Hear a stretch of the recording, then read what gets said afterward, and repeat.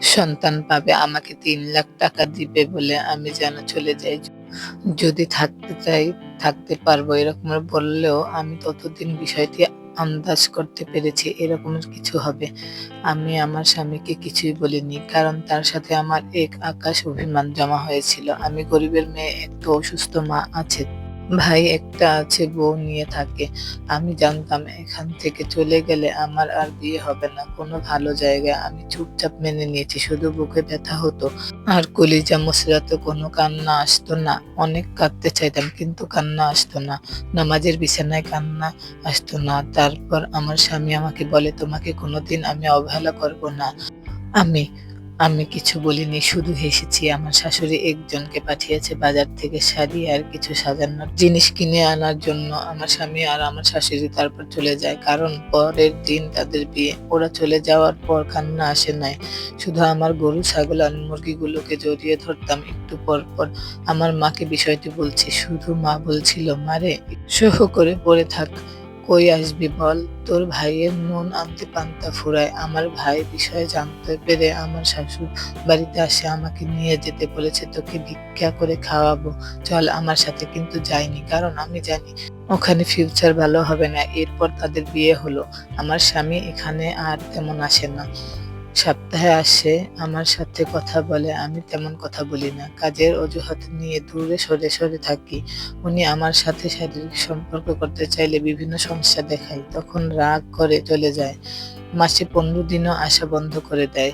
মন চাইলে বাজার পাঠায়, না হলে পাঠায় না। আমিও কিছু বলি না। কারণ গরুর দুধ, ডিম, লাগানো সবজি টুকিটাকি বিক্রি করে আমার পেট চলে। মাকেও দিতাম, ভাইয়ের জন্য পাঠাতাম।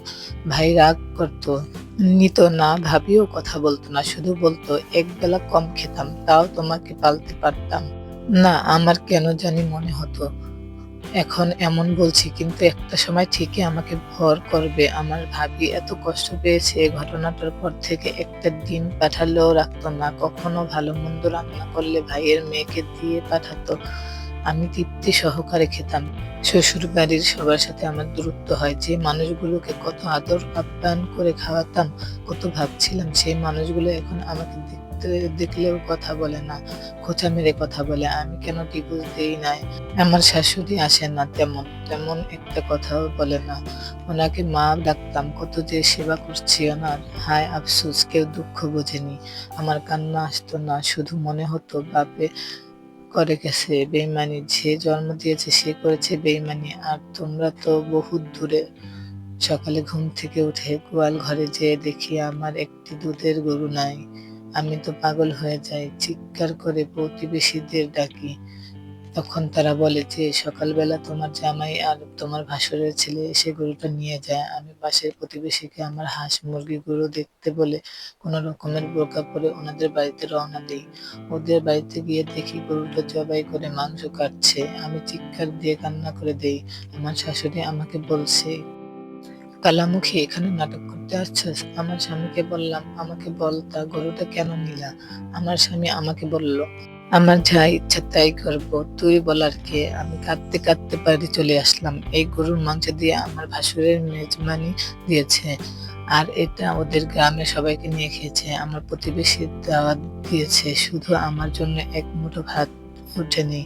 সারাদিন কিছু খাইনি। শুধু গোয়াল ঘরে দরজায় পাশে বসে কেঁদেছি। প্রতিবেশী কয়েকজন মুরব্বি বলেছে, "তোর কপালে সুখ উঠে গেছে রে বউ, তোর কপালে সুখ নাই।" একজন এসে আমাকে ভাত দিয়ে গেছে, খাইনি। পরের দিন সকালে সেগুলো পানি দিয়ে খেয়েছি। পরের দিন সকালে গরুর গোবর দিয়ে কচু বানাচ্ছি সেল করার জন্য। এগুলো জ্বালানি হিসেবে ভীষণ কাজে দেয়। আমার স্বামী কয়েকজন লোক নিয়ে আসে। তাদের গোয়াল থেকে বের করে গরু